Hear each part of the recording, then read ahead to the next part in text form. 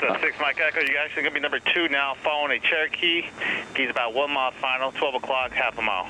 I'm looking for traffic, number 2, clear to land, 6 Mike Echo.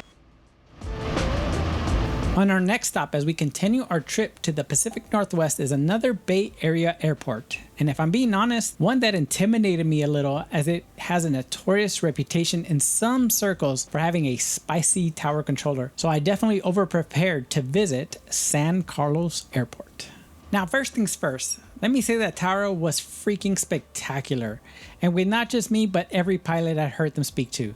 They constantly made sure every pilot was set up correctly for every departure. So whatever the reason was, from my great experience while there, major kudos to Tower. Located just 9 miles south of SFO and 7 miles north of Palo Alto Airport, San Carlos is a tower delta field right on the bay, and it's obvious when you see that the airport elevation is only 6 feet, which is why it can afford to have a relatively short runway, 1230, at 2,621 by 75 feet. Now this is San Francisco, so the weather is unpredictable and you can typically expect fog, but we had the luck of 90-degree heat. Granted, that made for clear blue skies. Admittingly, we were hoping for some clouds since home in SoCal had just had a heat wave the past few weeks. I guess we brought the heat with us. One nice resource is the live webcam they provide to get real-time weather conditions. Link in the description below. That's the only time you want to hear the stall horn is right before landing. A quick note about the IFR approaches is that they are offset from the runway, which usually means that the minimums are going to be much higher. And this was no different, with minimums at 900 feet AGL for the RNAV GPS Zulu runway 30. So no low 200 foot AGL approaches available here. KSQL Lima Mike. Tower typically knows you want to go to Transient, so they will get you there as fast as possible as they can get pretty busy in the pattern. And we did have traffic right behind us. So as soon as we crossed the runway bars, they sent us on our way to Transient parking. Transient Lima Mike, 39 Hotel. And even when I responded, you could barely tell what I said. Thank God for captions.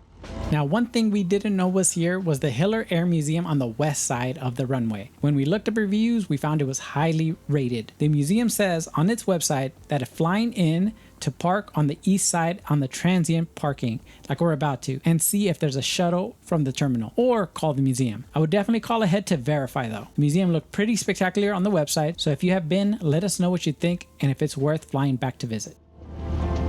There are no crew cars available, but it is San Francisco, so rideshare availability is so easy to find. We actually used it to get into San Francisco proper with no problems, which I had no idea was almost an hour out. There is no self-serve fuel, but Rabbit Aviation Services has a great reputation, so if you see the truck, just call them up and they'll be more than happy to help you. There are plenty of parking spots and they all have tie-down chains, which we used for the 3 nights we stayed. And oh, how do you pay for the overnight fees? Well, just wait for the bill from Vector Planepass to arrive to the registered owner of the plane.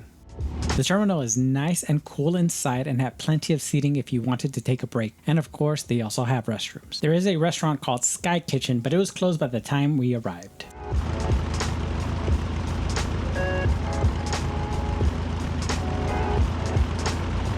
So in summary, it has a really short runway, but it is at sea level. The Vector system sends you a bill for overnight fees. Tower was extremely helpful. And there is a museum on the west side.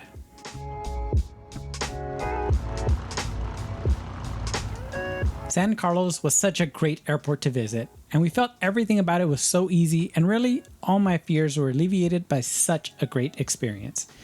Now, as amazing as the approach was, the departure was even more spectacular, as we opted for the Bay Shore VFR transition route.